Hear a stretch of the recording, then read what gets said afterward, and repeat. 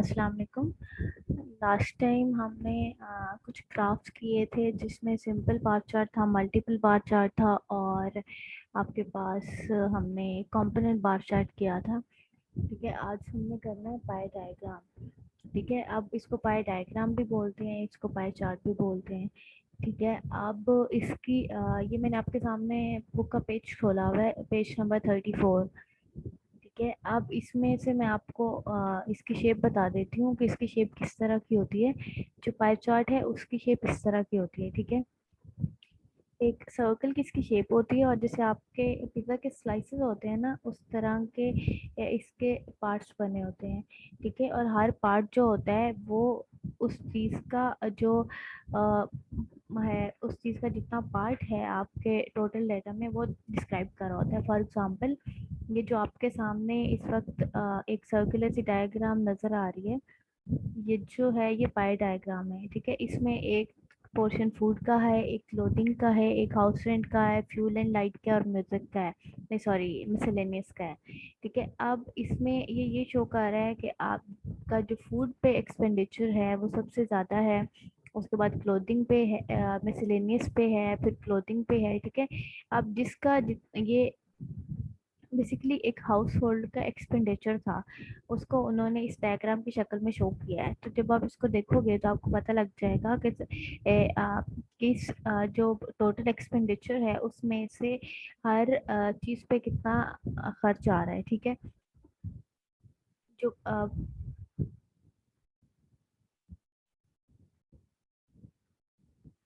तो component bar chart, बहुत सारी जो पाई डायग्राम होती है उससे आपको इजीली पता चल जाता है कि ये टोटल आपके पास इतना था और उसमें से उस टोटल में से किस चीज़ पे कितना यूज़ हो रहा है। ठीक हो गया।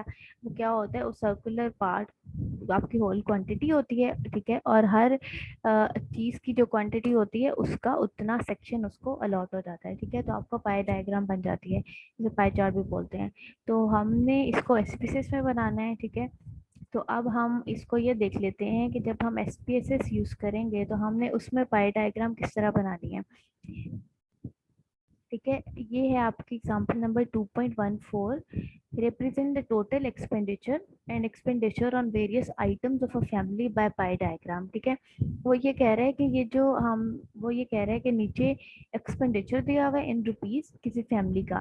ठीक है, और उसने साथ बताया हुआ है कि फूड पे कितना आ रहा है, कितना एक्सपेंडिचर है, क्लोथिंग पे कितना है, हाउस रेंट पे कितना है, फ्यूल पे कितना है और मिसलेनियस पे कितना है। तो उसने कहा है कि इसको आप एक पाई डायग्राम की शक्ल में रिप्रेजेंट करते हैं। ठीक है, जब हम स्पेसेस यूज कर रहे हैं तो हमने इसको क्या करना है कि हमने अब ये देखना है कि स्पेसेस यूज हम करते हुए किस तरह से पाई डायग्राम बनाएंगे। ठीक है, एक्चुअली तो कि हम सबसे पहला काम क्या करते हैं कि हमने क्या किया कि हमारे पास एक वेरिएबल, जो फर्स्ट वेरिएबल था वो था आइटम्स। ठीक हो गया, और दूसरा वेरिएबल था हमारे पास जो है एक्सपेंडिचर। ठीक है, अब मैंने सबसे पहले हमने क्या करना है, हम सबसे पहले हम क्या करेंगे, एक पहला वेरिएबल बनाएंगे जिसका नाम हम आइटम्स रखेंगे। अब बात ये है कि जो आइटम्स है हमारे पास वो न्यूमेरिक जो वेरिएबल है वो न्यूमेरिक नहीं है। ठीक है, तो हम टाइप में जाके, क्योंकि ये जो है न्यूमेरिक सेट हुआ हुआ होता है, तो हमने इसको चेंज करके स्ट्रिंग करके यहाँ से ओके कर दिया। तो एक्सपेंडिचर जो था वो न्यूमेरिक वेरिएबल था, तो हमने इसको वैसे ही रहने दिया। ठीक हो गया, अब वेरिएबल व्यू वाला काम हो गया। अब हमने डेटा व्यू पे जाना है, वहाँ हमने अपने आइटम्स के नाम लिखने हैं। आइटम्स है आपकी food, clothing, house rent, fuel and light. ठीक है, फूड, क्लोथिंग, ठीक हो गया।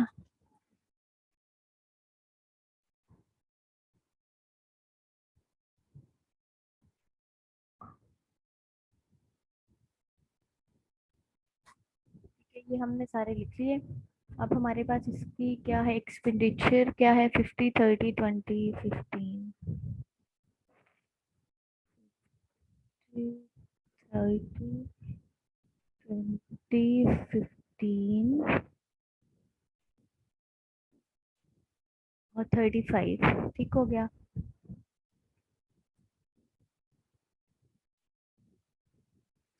अब आपने क्या करना है कि आपने जहाँ से हमने पहले ग्राफ्स बनाए थे, हमने उसी तरीके से ग्राफ्स पे जाना है। वहाँ से हमने लेगेसी डायलॉग पे जाना है।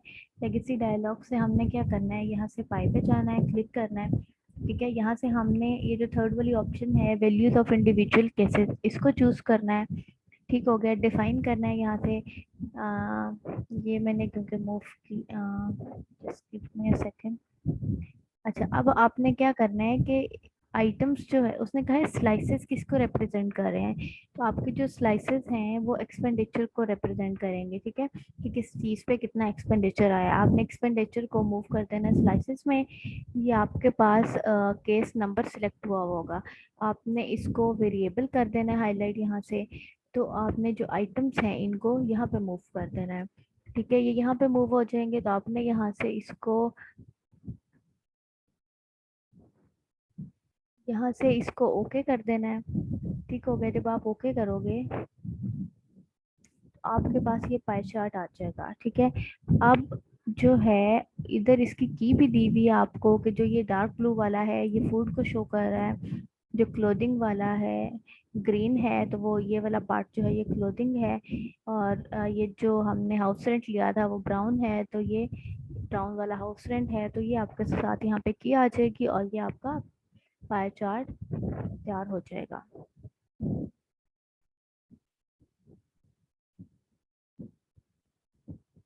नेक्स्ट जो है आपका वो हिस्टोग्राम है। ठीक है, हिस्टोग्राम भी एक किस्म का ग्राफ है, जैसे आपने पहले ग्राफ्स बनाए हैं उसी तरह हिस्टोग्राम भी एक ग्राफ है। ये मैंने आपकी बुक खोली हुई है। ठीक है, इसमें जो आपके एक्स एक्सिस है उस पर क्लास बाउंड्रीज आती हैं, और जो आपकी फ्रीक्वेंसी है वो आपके वाई एक्सिस पे आती है। ठीक है, क्या होता है कि जब जब आपके पास ग्रुप डेटा होता है ना, तो आपके पास क्लास बाउंड्रीज भी आ जाती हैं। तो वो जो क्लास बाउंड्रीज होती हैं वो आपके एक्स एक्सिस पे आ जाती हैं, और जो आपकी फ्रीक्वेंसी होती है वो आपकी वाई एक्सिस पे आ जाती है। ठीक हो गया, तो ये इस जब आप सिंपल बार चार्ट बना रहे होते हैं तो आपने देखा होगा कि बार्स जो आपको सामने ये जो सामने ग्राफ नजर आ रहा है ये हिस्टोग्राम है। हिस्टोग्राम इस शक्ल का बनेगा आपके पास। ठीक है, जो एक्स एक्सिस पे क्लास बाउंड्रीज लेकर, जब आपके पास ग्रुप डेटा है तो आप क्या करोगे, क्लास बाउंड्रीज ले लोगे एक्स एक्सिस पे, और वाई एक्सिस पे आपकी फ्रीक्वेंसी आ जाएगी। ठीक है, ये याद रखना है आपने, जो फ्रीक्वेंसी है वो आपकी वाई एक्सिस पे आएगी और जो आपकी क्लास बाउंड्रीज है वो आपकी एक्स एक्सिस पे आ जाएंगी। ठीक हो गया, तो अब क्या, जो आपका सिंपल बार चार्ट होता है ना उसकी भी ऐसी शक्ल होती है, लेकिन उसमें बार्स के दरमियान स्पेसेस होती हैं, लेकिन जो हिस्टोग्राम होता है इसके बार्स में स्पेसेस नहीं होती, वो एक दूसरे से जुड़े हुए होते हैं। ठीक हो गया, हमने ये देखना है कि हमने क्योंकि बनाना है हिस्टोग्राम एसपीएसएस में। ठीक है, तो हम क्या करते हैं, हम डायरेक्ट एसपीएसएस पे चलते हैं और हम देखते हैं कि एसपीएसएस में ये हिस्टोग्राम कैसे बनेगा। ठीक है, तो ये याद रखना है आपने कि हिस्टोग्राम जो होता है उसमें आपके एक्स एक्सिस पे आपकी क्लास बाउंड्रीज आ जाएंगी और आपके वाई एक्सिस पे आपकी फ्रीक्वेंसी आ जाएगी। ठीक है, ये एग्जांपल नंबर 2.16 है। इसमें क्या होता है कि construct a histogram for the following frequency distribution, following frequency distribution relating to the ages of telephone operators। ठीक है, एज दी हुई इन ईयर्स। ठीक है, क्लास इंटरवल्स दिए हुए हैं, एज के क्लास इंटरवल्स दिए हुए हैं, और नंबर ऑफ ऑपरेटर्स जो है वो आपकी फ्रीक्वेंसी दी हुई है। ठीक है, कि इस क्लास में कितने नंबर ऑफ ऑपरेटर्स हैं, और इस क्लास में मतलब कि हर क्लास में कितने नंबर ऑफ ऑपरेटर्स हैं। तो नंबर ऑफ ऑपरेटर्स आपकी फ्रीक्वेंसी होती है। ठीक है, अब आपने क्या करना है,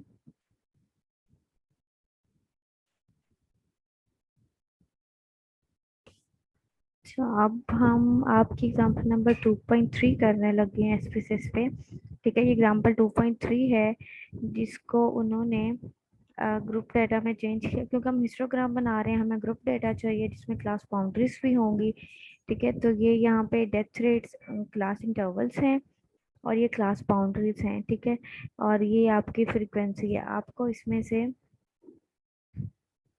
क्या चाहिए होगा हिस्टोग्राम बनाने के लिए, एक तो आपको क्लास बाउंड्रीज चाहिए होंगी जो एक्स एक्सिस पे आती हैं। ठीक है, और दूसरी आपको फ्रीक्वेंसी चाहिए होगी जो वाई एक्सिस पे आती है। ठीक है, अब इसको एसपीएसएस में एंटर करने का तरीका ये होता है कि आपने यहाँ से जो ये वाली क्लास बाउंड्रीज हैं वो इस तरह से ले लेनी है। ठीक है, और उसके बाद आपने ये वाली फ्रीक्वेंसी ले लेनी है सारी। अब आपने क्लास बाउंड्रीज यहाँ से स्टार्ट करनी है। ठीक है, अब पहली मेरी वैल्यू बनेगी 3.45। ठीक हो गया। अब मैं क्या करती हूँ, एसपीसिस में जाती हूँ। सबसे पहले मैं अपना वेरिएबल मैंने बनाया है। पहले मैंने वेरिएबल बनाया,